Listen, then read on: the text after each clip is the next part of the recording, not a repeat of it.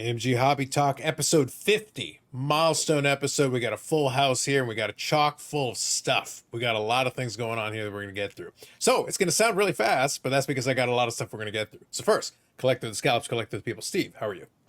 I'm great. We actually had some scallops last night for supper, so full of energy and ready to go. Wow, living up to the moniker. I love it. Sherry, how are you?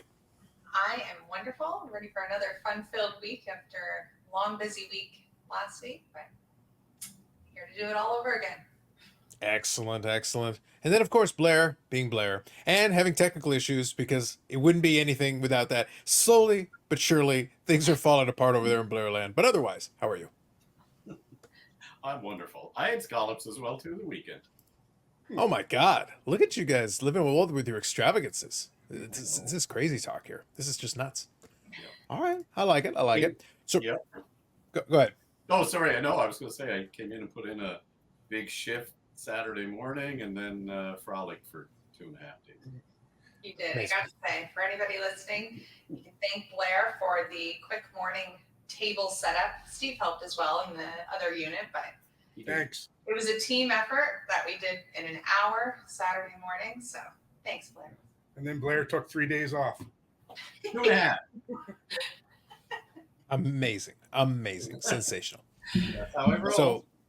So that's going to be a big part of what we're going to be talking about in this one. It's going to be a lot talking about the trade night and the card show. So we got a lot of images, sights, and sounds. We're going to share a little bit of that in this one here and any stories or anything that came about as a result of that. So we'll share that. I've even got more, believe me, I got even more pictures. I'll try to incorporate as many of them as I can throughout, but we'll talk through them a little bit. Before we do though, we'll do two things real quick off the top. First one is we're going to talk quickly about a handful of items that came in the store, pertaining specifically in this case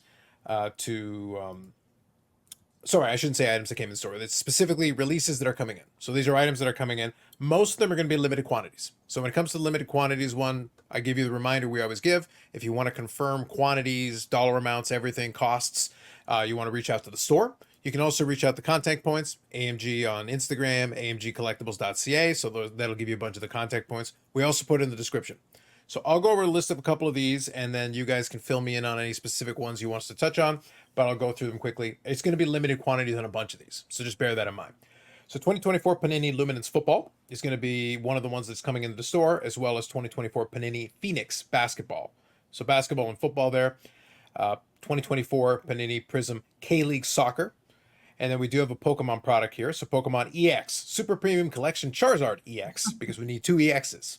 Sherry, anything you want to say about that one? I mean, it's a newer item, of course. It looks pretty cool. There's actually a Charizard figure in it that's quite large. So I don't know. It could be quite a popular thing. Everybody loves Charizard, but it also has the Charizard EX foil card and 10 booster packs. So I think it'll be an all right product. All right, sounds good. And then a couple more here that we'll finish up with. 2024 Topps 5-Star Baseball. So that is a higher end product on that one. And then last one, Steve's personal favorite after AEW flagship. You know, that's his ultimate favorite. However, 2024 Upper Deck CFL Football. Steve can solely lament the possibility of maybe one day the Schooners, but not today. So you won't find any Schooners in there, but the dream lives on. So that is a thing. So those are the products coming into the store. So quickly, I'll just put that one aside. So that's it for that one. Okay, one other thing I'll read real quick. I'll read a couple of the comments from the last episode. So thank you as always for the engagement in that. Again, you're more than welcome to leave comments or thoughts, and we'll usually respond to them as best we can right after. Again, if it's more time sensitive, reach out directly to the store because that'll give you a quicker response. But if it's something where you just have a general thought or comment on the last episode, feel free to throw it in there. And I was hoping for a couple more Tragically Hip songs. So I was like, folks, step up your game. I'm giving you one more chance. This week, we talked about the Tragically Hip last episode. I want to hear a favorite Tragically Hip song. Go old school, new school. They had a long career, so you got a lot of choices. Steve's very passionate about this, so don't let him down. We want a couple more Tragically Hip songs recommendations in there. So Gotham responded, great video as always. Sends 2-0 in the preseason. Plan the parade. Go Sens go. Never change. Do your thing. We appreciate it. Nice. And then here, Robin Taylor says, spent the day in the store searching for singles. Ironically, my favorite song is It's a Good Life If You Don't Weaken. See, at least somebody was following the instructions and gave us one. And that was the song that actually they did the Junos with Feist. That was the song. It's a Good Life If You Don't Weaken. So good choice. Certainly a good choice. So thank you both for the comments. Appreciate that. All right. So that's it for those pieces, because now we're going to get into it. Card show, trade night. There's a lot going on here. So first, I'm going to share the poster. But while I'm doing that, does somebody want to give me a quick rundown on the trade night? And I'll share a couple of these images here. But start me off with the trade night. Let's go with that. Go Yeah, ahead, no, the Sherry. trade night went it went really, really well. It was extremely busy. And of course, with the card show now being at the mall, I found we had a lot of new faces coming through, which is nice to see. Pokemon heavy, of course, but overall it went absolutely perfect. It's a Pokemon takeover. It is. Kind So I of. think, so for this one, we're sharing a couple of images from the store. So this should be, I believe, from the trade night. So we've got that there. So I'll just flip through. If there's anything in particular that you want to make note of, feel free to stop me. But I'm just going through a couple of the images. So Steve or Blair, do you want to share anything from the trade night itself? I was hiding on the sports card side of the room. So this is the Pokemon side of the room. So maybe Blair can touch on this. It's definitely not that it's a bad thing.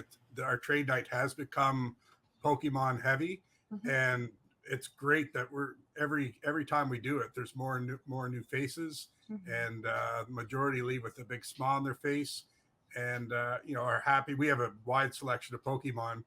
We started with just one. I think it might even been a shelf and a showcase when we first started. It was the And shelf. Yep. yeah, and a year and a half later, I think we're on like our third showcase. 3 rows deep, and 2 walls dedicated to Pokemon. So still don't understand it, but I was waiting for that. we've got other than me and Sherry and Parker and Blair, they know it quite well. So I never hesitate to remove myself from conversations when it comes to Pokemon, and I'll focus on the other side of the room, and these guys do a great job on the Pokemon side. Steve, you got to get used to the Pokemans. They are the future. Like, that's it, man. It's gonna be all Pokemans and AEW and CFL. That's all there's gonna be eventually. That's it. It is amazing, and I like I said before, I do appreciate some of the artwork of that on the cards. Some of the cards are actually quite attractive in a Pokemon sort of way. Now, real quick, I will mention just on this screen here, if you notice, even though it is this gaming side here, you do have, so on this one, we've got the gaming side on one side. We do have some sports cards on the other side, but we've also got on the television. So Sherry, feel free to fill in here. We got a hockey game going on there in the picture. If people are paying close attention, you want to say something while I go through a couple more images? Yeah, sure. So our nephew, Jacob Hartland, he made his Q debut this weekend during the Eagles home opener down in Sydney against the Mooseheads. He played for the Halifax Max and got the call up. And I'm from Cape Breton, so this was kind of a full circle thing. I wasn't able to make it down as we did have the trade night and the card show, but Brad and the rest of our family were able to go down and watch him do his thing. It was a great game for him. I think they lost 5-2, but besides the point, he did exactly what he should have. He played a great game for him. And we actually had a lot of people in the store watching the game. So it was pretty cool. Excellent. So as I said, I got a lot of different categories here. I've got a lot of different galleries here that I'm going to be sharing with you folks. So I'm going to try to get through a couple of these here. So I'm going to switch over to the second one here, which is going to cover the card show a little bit. I do have a couple of images also from the hockey game, so I'll see if I can share that, but I'm going to need to create a gallery. While we're talking, I'm going to create a gallery on the fly. So I'm going to earn my keep today. So I'm going to do a little work here on the side. But let me share with some images from the card show. This time, the card show was in the mall. The first little screen I showed you was a couple different dates. We'll remind you as we get closer to those dates, but just let you know it's a monthly card show is back, but it is going to be inside the same mall as the card store. So something that we'll share. Now we'll share some images here from it. It actually looked like a pretty decent setup, but you guys can fill in some of the blanks here as we're going through it. So we're looking at a little bit of the card show stuff. So feel free to talk through a little bit of this and fill in some of the blanks as we go. Yeah, so this card is show one of wise. the units we had. So there's actually 2 units, but there was another group in the other one right across from here. So we ended up doing this unit and almost like an old style flea market in the mall that you'd see. We had tables all the way down the mall, all down in front of the store. We had great feedback for it. Everybody absolutely loved it. and we're very happy. There was lots of purchases being made, sales being made. So overall, every time I talked to somebody, they were very pleased. Yeah, I was shocked how smooth it went. Where it was our first time doing it. There's always going to be some kinks that need to be worked out, but everyone was understanding and worked with us. And it actually, I think the crowds were phenomenal. The later in the day, I think these pictures were taken earlier in the morning. They were. But these are mine. Yeah. But that's before you went frolicking. Yeah. But it's later in the day, like 1 o'clock or so. I looked down the hallway and I was like, wow, like what a turnout. And then There the were store, hundreds of people. and then the store as well, like wasn't necessarily our intention, but the store was packed too. So I mean, it kind of goes hand in hand. So we had a lot of, we're always busy on Saturday, but this was quadruple what we normally do. And at the end of the day, just when we were tidying up, when I went to the supply section of the store, it was bone dry.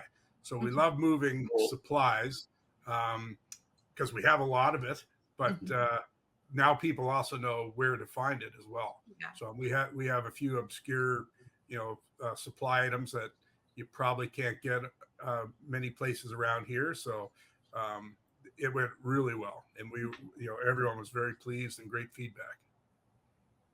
Sounds good. Now, one thing I was going to ask, so kind of as I was setting that up in this end, going through it, obviously you did have a little more flexibility since it was inside the mall and you guys had close proximity. You could kind of support it directly. So that in a certain way had to be helpful.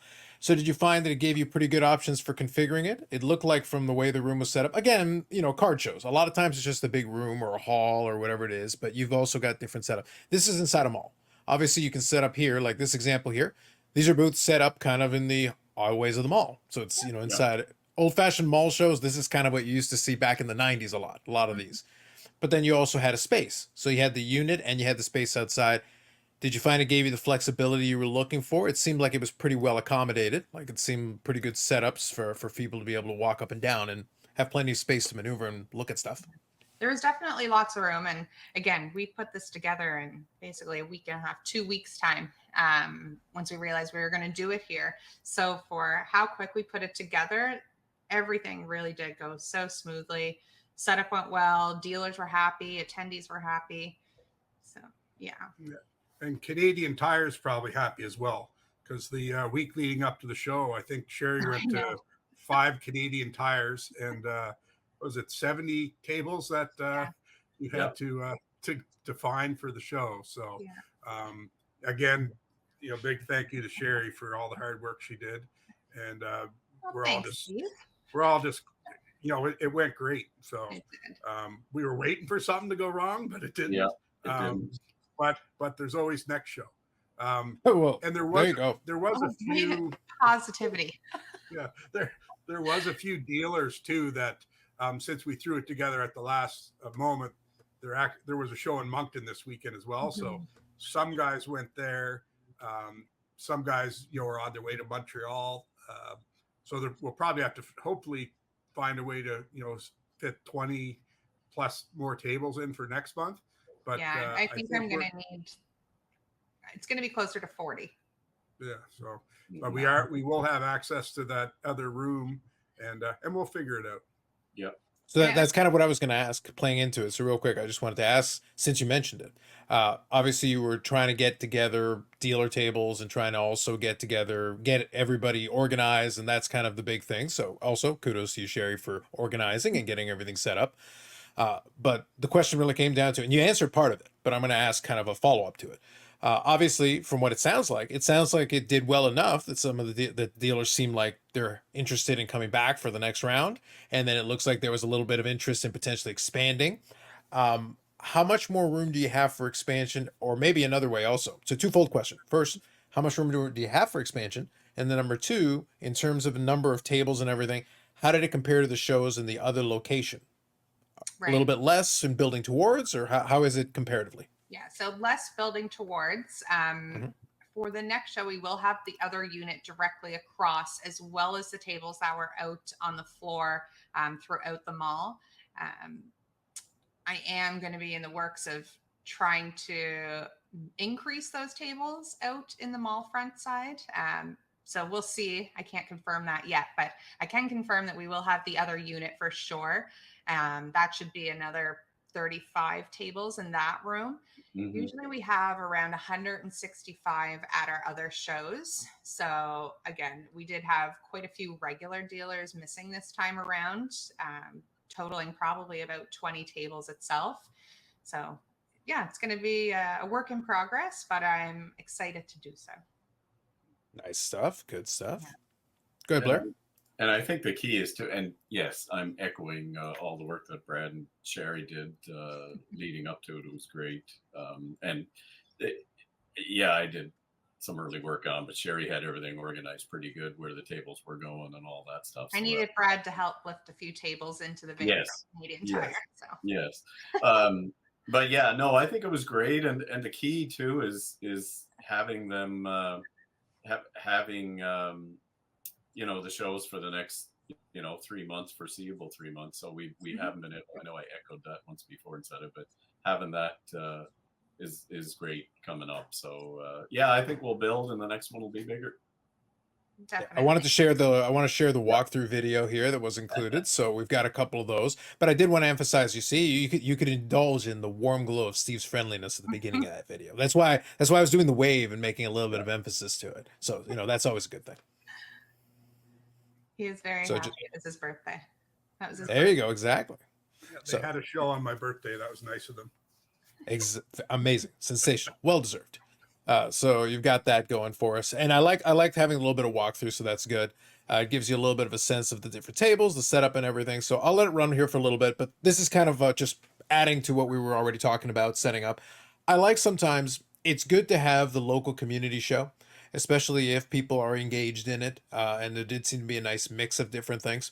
We joke about it, but I do think, and there's a little bit of vintage hockey in there, thrown in there, which is good. It's kind of what we talked about in the past, though. We joke about it, and as a sports card guy, traditionally, like, I understand the trepidation that some people have with it, because I know I did a show with Bobby a little while ago, and for him, he would like to have it be more sports centric and less Pokemon centric, because we had a Pokemon dealer to our left and a Pokemon dealer to our right. But here's the thing: they both did big business. Mm-hmm. They both did a lot of business. So the reality is the reality. And I'll be honest, my opinion, I think a lot of the kids are are already gravitating towards Pokemon. I actually think long-term, they're probably going to be more interested in that than sports long-term. There's just not the same amount of interest. They're not playing as much of the sport. It's one thing to watch the sport on TV. If your parents are watching it, great. But if you're not participating in it, how do you expect them to get engaged in it to the level that maybe some of us did who played the different games or sports? I played baseball. A lot of these guys played hockey. Well, you're going to be a little more engaged in it if you participated in said game, as opposed to just passively watching it on television. Mm-hmm. Steve, are you kind of on board with me on this? It's a factor, I think. Yeah, and then the other thing I'm learning is just price wise, it's more affordable for especially the younger generation.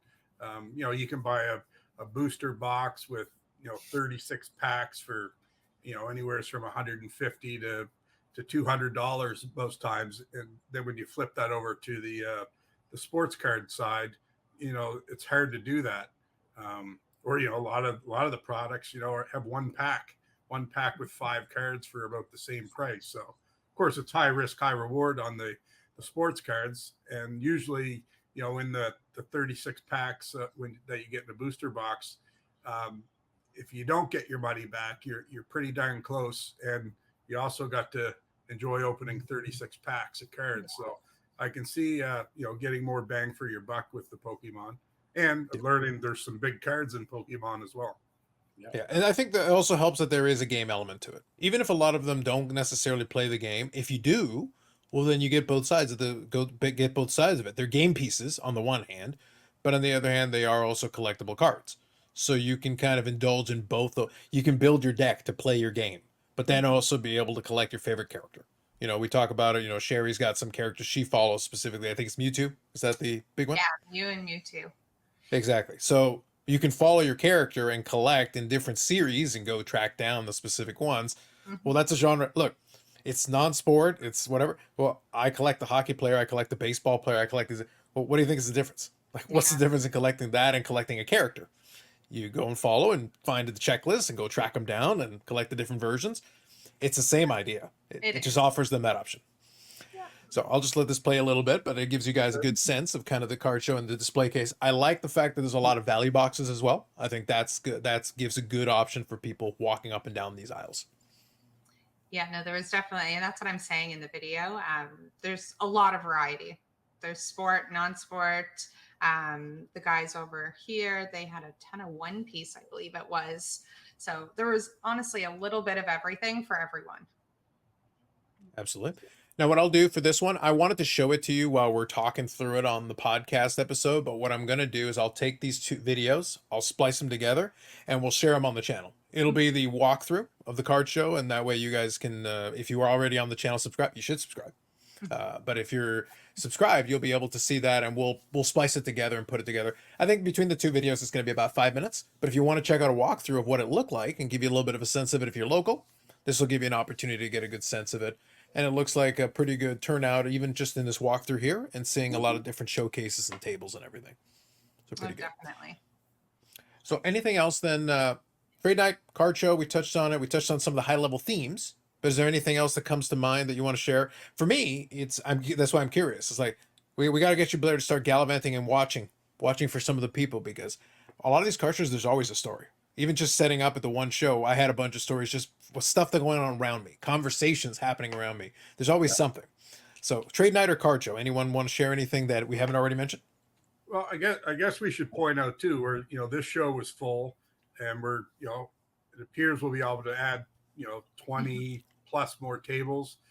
If you want a spot, you have to reach out as soon as possible, and still no guarantee that we can fit you in. But I believe Sherry started a list, and she'll do her best. But judging by the success of this one, and we've already received 4 or 5 emails since the show.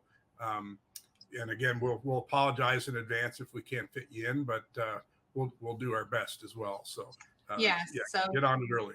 Yeah, definitely. You can reach out to me at amgbedford@gmail.com, just with your name, and let me know which show you're requesting tables for. Right now, we do have a max of 2 tables per person just due to spacing. But honestly, that also worked out really well. There was no complaints on that side. Everybody understood, and everybody was really happy with that. So yeah, you can send an email to me. I'll get you on my list, and I also have a dealer list and an attendee list. So if you're somebody who attends the shows and just wants to get that email with any information that goes out about twice a month, send us an email and I'll put you on the list.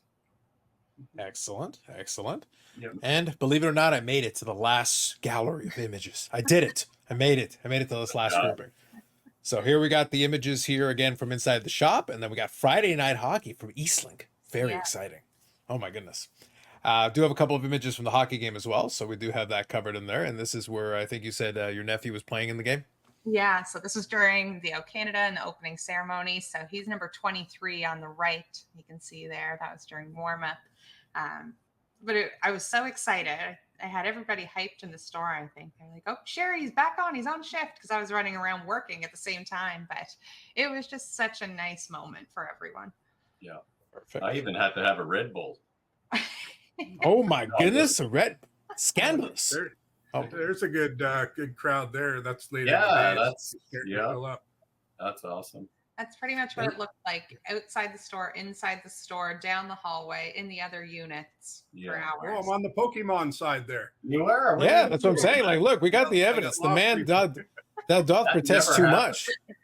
I think he looks angry though. He's thrilled. He's trying to sell Pokemon. I think right there, like he's thrilled. He's excited. He's like, oh my God, he's in his element. It's fantastic. It's great. No, he's not. He's thinking I hate Pokemon. I do have to say though, there's been a few times that we've had Pokemon people come in, and I've noticed you picked up on a couple of things. So, a handful, like 5 tops, but it's 5 more than last week. Okay, there you go.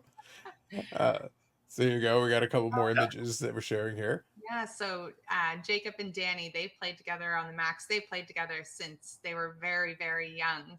This is the first year they're not playing together. So Danny was drafted to the Mooseheads. Jacob was drafted to the Eagles, and they were able to grab this photo before the game Friday night. Cool. I was Also, hoping they bonus would have fought for a shift. There you go. I like it. Also, bonus points. That's some solid. Those are some solid crests on there on the uniform. That's a pretty solid. See, this is where again, it's in the queue, so you're not going to have necessarily a lot of the. I don't think they make a product for the queue. It would excite Steve almost as much as CFL football, almost as much. But the good news is you'd have a nice patch. Like you could have a nice chest patch on it. Like there's plenty there with the eagle. That'd be actually pretty good, definitely. and the moose head as well. So. Yeah. A couple more images from the card show here. Somebody's putting some comps. I can see comps being done. Like you can tell there. Fired up the phone. This is Carter and Carter. So Carter Warren, he worked with us for quite some time. From how old is he? He started getting into cards with us maybe around the age of 11, then 16. He started working at the store. Now he's graduated, moving on up in the world. So it's nice to have him at the card shows. And then we have the other Carter who's kind of filling in now, and kind of the same thing with Carter, like 16 starting. So it was like training basically. There you go. Nice. Let's do some more wheeling and dealing there. See a little bit of vintage football. I see a Joe Montana rookie. A couple of things going on there. Last image here, we got another wide shot here of the store. So you can see between the card show and the trade night, there was a lot of activity going on. We went through galleries and galleries. So it was like somebody going through the vacation slideshow. We had a lot of galleries, a lot of slides we had to get through. So, but we managed, and we've included a little video in there. So that's a pretty good combination of things. Like now, believe it or not, whirlwind from Thursday until Saturday, but it was great. There you go. Now, believe it or not, I got one more for you that isn't related to the card show or the trade night. I want to get this in here because it was a couple of images that were shared. So we're actually going to be able to share with you some cards specifically. So these are items that came in that are mostly PSA graded here. So we'll share that with you. So right now we're good on time. So I want to make sure I share this with us since we got a chance. A couple of items here. So Steve, if there's anything you want to add into it, feel free. 53 Canadian exhibits. So Tommy Lasorda blue tint in a PSA 4. Got a little baseball going on. We sent off some vintage baseball, and again, just slabbing them. It just cleans them up so nice. And this is an early Tommy Lasorda card, blue tint, which is a little bit tougher version, and it's the Canadian exhibits as well. Yeah, and I believe, if memory serves me, I think this is the Montreal Royals. So this one here is the minor club. Jackie Robinson also played infamously. I believe it was also for the Montreal Royals. So I think both of them kind of came up in the same team at the system. I'll double check, but I'm like 95% sure it's Montreal Royals. We got a 53, 55 Dorman Mickey Mantle. And I'm trying to remember.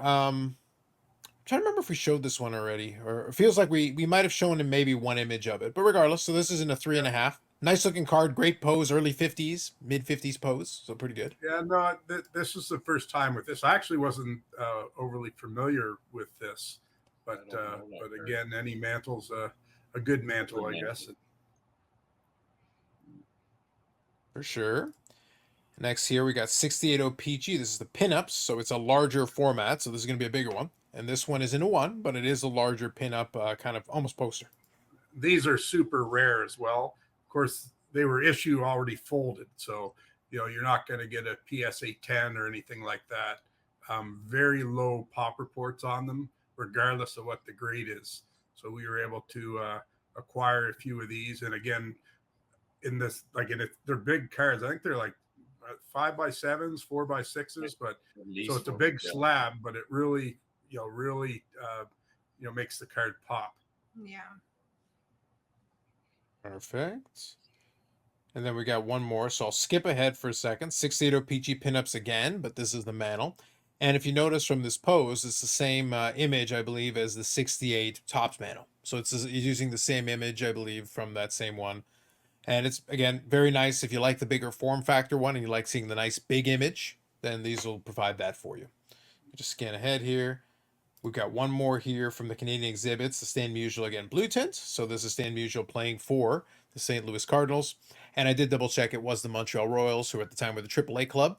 So in their international league, so pretty good from that perspective.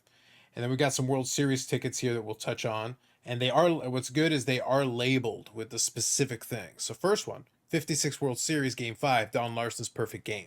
So it gives you a little caption there with the specific significance of said ticket. So I know you like the ticket, Steve. Yeah. Oh, sorry. And these were the tickets. I guess it's been about 8 months or so ago when we did feature them on the podcast. And so our intention was to send them off and again have them slabbed. And so it takes quite a bit longer for tickets. So they did just come back. And like you touched on, I like the little snippet, on each game so you can tell the significance of the game. And of course, this is the to this day, I believe, still the only perfect game in the World Series. So quite a significant, significant event. And again, really looks nice and clean in the holder. Absolutely. And 56 was also the same year as Mickey Mantle's Triple Crown. So it was a big year for him as well. And that was like a showcase season. And Blair, I think we like it. It's like, Game 5 of the World Series, $7.35. Fairly reasonable, although I don't know about the scalping. I could have went. Yeah, it was right about, yeah. Here's the 55 World Series Game 7. So 55 is the year that the Brooklyn Dodgers finally beat the Yankees. So in that rivalry, it was pretty one-sided. The Dodgers kept getting to the World Series, and they would run into the Yankees over and over again and not be able to beat them. 55 was the year they were actually able to beat them. So 56, Don Larson's perfect game. 55, where the Brooklyn Dodgers won. And it shows Dodgers' first only World Series title in Brooklyn, which is true. It's 100% true. That is accurate. And then here, we got also 56 World Series, but this one's Game 4. And in this one was Mickey Mantle hitting World Series home run number 7. So again, very specific to the game itself. A notable outcome in that game. And again, like I said, we're solidly in the $7.35 category. In the lower stand, no less. We could have gotten decent seats. Yeah. And I believe Blair, the collector, has his eye on one of these tickets to add. They're just, like Steve said, like having them slabbed. Like the tickets are pretty. Like the colors, and I love the logos, like the Yankees logos. They're just really, they're kind of pretty, but just having them slabbed, and then I love the little, Mickey Mantle World Series, like adding those little tidbits there. It's just makes them great collector pieces. Yeah. Oh yeah, I'm eyeballing, but we'll see. Yeah, there you go. I gotta wait for Steve to give me the go ahead. Well, I think you got to enjoy it while you can, because a lot of the games now and tickets, they're all digital. So you've lost out on that. You don't really have that same thing. So a commemorative ticket or like a big event, you kind of lose out on that as a souvenir. You don't quite have the same option to be able to showcase that as it is. So it is kind of cool. That's from an era when that was still the golden era of baseball. So 50s baseball was like the golden era where a lot of these big time players were playing, and you had a chance to have it. And those were notable outcomes because at that time, New York had 3 baseball teams. Today they got 2. They got the Mets, in the 60s, but at that time it was 3 teams. You had Brooklyn, you had the 2 New York teams, the Giants and the Yankees, and then 2 of them moved west. They're still around, but they moved all the way to the West Coast. But that golden era of baseball, you're not getting the 3 teams in the one city again. Not the same way. Yeah. And the other really cool things, they came through the store here locally. So that's another. Yeah. Just seems like you got a baseball hotbed over there, man. A lot of 50s baseball. That's a very baseball. Look, thankfully in that card show footage, we were able to show some hockey, or we were going to get taken off the air. The CRTC did not appreciate the lack of CanCon there. There was no hockeys there other than the Montreal. Like we had some Montreal in there. That's the closest thing we had to CanCon. We're getting dangerously close there, guys. Getting dangerously close. I will say though, baseball wise, and I'm not much of a historian on baseball in Nova Scotia, but guys like Babe Ruth and other all-time greats did make an appearance or 2 in Halifax, like during war times and that doing a little show or a little exhibition sort of thing. So there surprisingly is, and probably still is out there, some Babe Ruth items locally in Halifax. And again, along with whoever else came along with them. So Ruth has been in Halifax before. So someone's got something out there. Yeah, for sure. In that era, it would have been the barnstorming tours. It was, Ruth was famous for organizing a lot of those, and it was more than anything a good way for players to supplement their income, because at the time, the baseball itself wouldn't pay all the bills. So barnstorming tour was a way for players to organize and put together. These tours were mainly to pay the guys and generate some income for them. But yeah, they'd go to these interesting markets. They wouldn't just go to the usual. They wouldn't just go to major league cities. They'd go to internationally. They'd cross over to Canada. They'd cross over to smaller towns and go visit, and crowds would come and gather, and that's how they would make a little extra money. But then that meant those towns could actually see baseball. Professional players would go out there and maybe play the local team or do something like that just to drum up some interest. But Babe Ruth was good at organizing a lot of those, and because he was such a big star at the time, he drew crowds, and in turn, the other guys would make some money too, and he kind of shared the wealth a little bit. So it meant he got around. Sherry, look like you're reaching for something. Is there something you want to share, Case? I just had a thought as we were talking about baseball. My nephew, he's going to be a future up-and-coming baseball star. Ooh, He got his first that. baseball card, Townsend. So I'll buy it. it's actually crazy. I can't believe he's 2.5. He's now surpassed T-ball. He's using a smaller bat, a smaller regular size ball, and he'll say, Jerry, I'm hitting dingers. And he can hit them like crazy. But I'm convinced he's going to be a major up and coming baseball star. So you heard it here first, folks. Amazing. I for a moment I thought you were going to go with Alec Manoah, but it seems like Brad Hart has now been split in half. It's Alex Manoah and Townsend. I see what's going on here. Yeah, rivalry. It will never die. No. Somewhere off in the distance, this segment we got to play it for Brad. It's like it will never die. I will never let the Alec Manoah thing go, ever. Oh, so funny. It's too good, Steve. Mistakes were made, and they will never be forgiven. Never. No comment. Anyway, all right, so that's good. I think timing wise, we managed to see Steve. You have little faith. We got there. We had a lot of stuff, man. Look, we got through actually more stuff. I had to speed through some of that stuff. We could have taken a little more time on a couple of them. Hopefully, you folks who watched the video, you enjoyed. We wanted to give you a taste of it, and it was good though. Credit to the team for getting a lot of pictures because we were actually able to showcase it to you. So you can see it, and even the video walkthrough. I think that adds something to it as well. It gives you a little bit of a sense of it. So if you're local now, you know it's going to be a monthly card show. We'll give you reminders as we get close to the upcoming ones as well. It looks like it's a good space for it. It looks like it is going to expand a little bit. So there is obviously enough interest. And if more people come and the dealers do well and everybody does well, I think it can be a good opportunity for people to gather and check it out. It looks like there's a good variety of stuff. So if you're looking for some things, it may be an opportunity to check out some of those things. And obviously the trade nights in the store, buy a sports card for Steve's sake. It can't just be all Pokemans, not just Thank all you. of them. Just one. I'm doing it for you, Steve, just to help you out here. Buy a sports card for Steve's sake. Do it for Steve. Support Steve. Do it for Steve. Yeah, just do it for Steve. I also just noticed for the first time it says Dr. Carlos on there. I did not see That's that right. the whole time. It is. Yeah, and I've decided I'm not even going to change it. I'm going to leave it. I But think so. there is a valid reason for that. On my live stream, it is a running gag that we have a lot of fun with Dr. Beckett because he's not a real doctor. Being a PhD in statistics does not count. But if he can call himself a doctor and not be a real doctor, then so can I. So I am Dr. Carlos, and I've declared myself as such. I love it. Who are we to deny? Listen, them's the rules. I didn't make them. If you cannot write me a prescription, I do not consider you a doctor.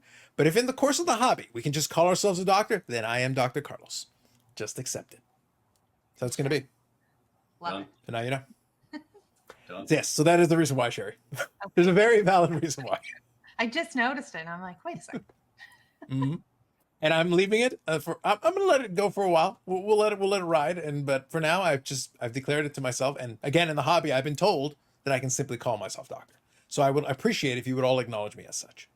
Sure. So thank you. Absolutely. No problem. Thank you in advance. So I think that's it. Is there anything else that we missed? We wanted to make sure we touched on a couple of these. Is there anything that we have missed that we did not touch on this week? Just a reminder again, eBay auctions run Sunday to Sunday. You can Yep. always check those out. And again, any questions in general or regarding the card show, you can just send me an email at amgbedford@gmail.com and I'll get back to you as soon as I can. Excellent. And I did buy a few more. I was able to buy a few more cup cards this week, so I'll probably post some of those in the eBay store, and some will be available in the store, and we'll probably feature a few of those cards next week on the podcast as well. So, Yeah. Excellent. Perfect. Well, I think that covers a good episode. So for 50th anniversary episode, I think that was chock full. That was a good, solid, chock full episode. So I'm going to let the team get ready to open up the store. But for the collector of the scalps, collector people, thank you, Steve. thank you. Yes, Blair, you are here once again. We appreciate you.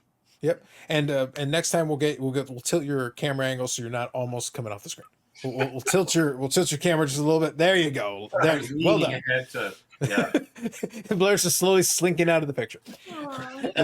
Thank you, Sherry, as always, and we appreciate your prospecting. Future prospects. Again, I was assuming it was Alec Manoa, but this was a good substitute, so we appreciate that. We got the scouting report of hockey. We got a scouting report on baseball, so you can all prospect now in advance. Now you got names, so now you know what to look out for.